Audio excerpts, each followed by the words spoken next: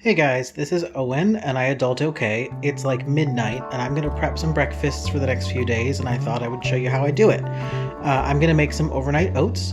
I've tried a ton of different recipes for overnight oats over the years. I find a lot of them to be needlessly fussy or to produce results that are kind of like hippie-ish, like you need 10,000 specialty ingredients and organic stuff and vegan things and whatever. You don't need all that. Overnight oats are easy, they're delicious. Sometimes, honestly, they feel a little bit like I'm eating dessert for breakfast. So all you need are regular oats, old-fashioned, some kind of a milk, or in this case, almond milk is fine, whatever milk you use. I add chia seeds to mine because I like the extra fiber. You need something to sweeten them a little bit. I've used honey, I've used maple syrup, I've used, in this case I've got some apple butter. I've even at times gone real dessert with it, and I've added in some powder for hot chocolate. That's really good. And then whatever other mix-ins you want. In this case, I'm gonna put some dark chocolate chips in mine because, again, who doesn't like dessert for breakfast? I'm gonna put strawberries in some. I'm gonna put pomegranate pips in some others. Ignore those two bowls in the back. Those have nothing to do with this recipe. I'm just doing a bunch of food prep right now. So that's bread that's rising and beans that are soaking. Anyway, I'm gonna show you how I make these. It's really easy.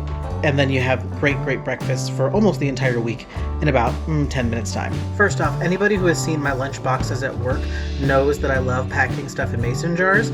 These are the 1 pint size, but they're the like short, fat, wide mouth ones, and they're really good for this because they're easy to eat out of, they're easy to scoop stuff in to make, they're my favorite for overnight oats. The first thing you need in overnight oats is the oats themselves. Use old-fashioned, nothing quick or instant, and you need half a cup. I do mine a little bit overflowing when I'm measuring out my oats because I don't really like a lot of wateriness, and I found that the easiest way to get the right texture for me is to still do a 1-to-1 ratio of oats to milk, but to kind of underfill the milk and overfill the oats. So the basic recipe is oats and milk in a 1-to-1 ratio. Any additions that you like chia seeds that would want to soak into the milk, plus any sweetener you're going to use, and then any additional stuff on top of it.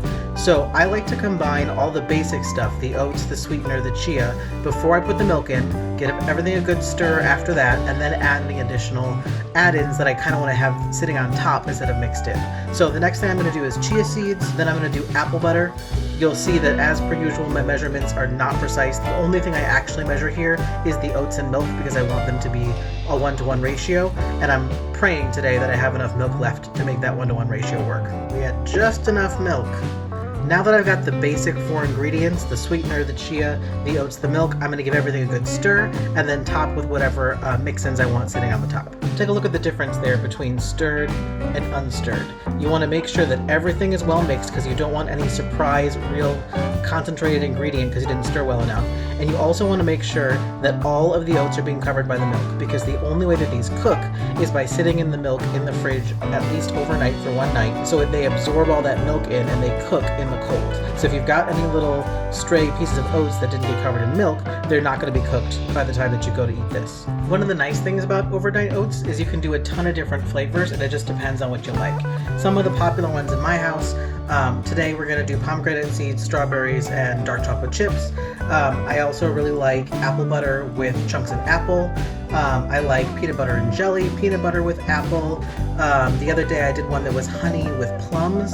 Anything that you like as a mix-in, and then any fruit or fresh stuff or whatever really that you want to use as a topping, it'll work. Just keep in mind that if you're adding something that's kind of on the more liquidy side, like a pumpkin puree or something, decrease the amount of milk, otherwise you'll end up with kind of a soupy oatmeal situation. The last step is just to throw a lid on and put them in the fridge. You want to make sure they've got at least 8 hours to soak up all that milk, otherwise they'll come out kind of, quote, undercooked, end quote. They also stay good in the fridge for a few days though. I've eaten them as much as a week after I've made them and they're pretty much okay, but you should probably try to eat them within 4 or 5 days of having made them.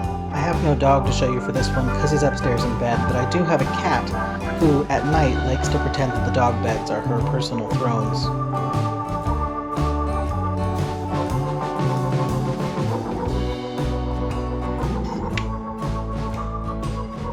Hello, it's the next morning, and I wanted to show you how they turned out. I'm eating this one a little early because I have a very early Zoom meeting and I want to get my weekly grocery shopping done before that, so only been in the fridge maybe 6.5 hours, but you can already see that the oats are a little bit fluffier and they've absorbed a bunch of the liquid, and it should be fine. Please enjoy your overnight oats. They are in fact delicious. If you come up with any good flavor combos, let me know, and I would love to try it.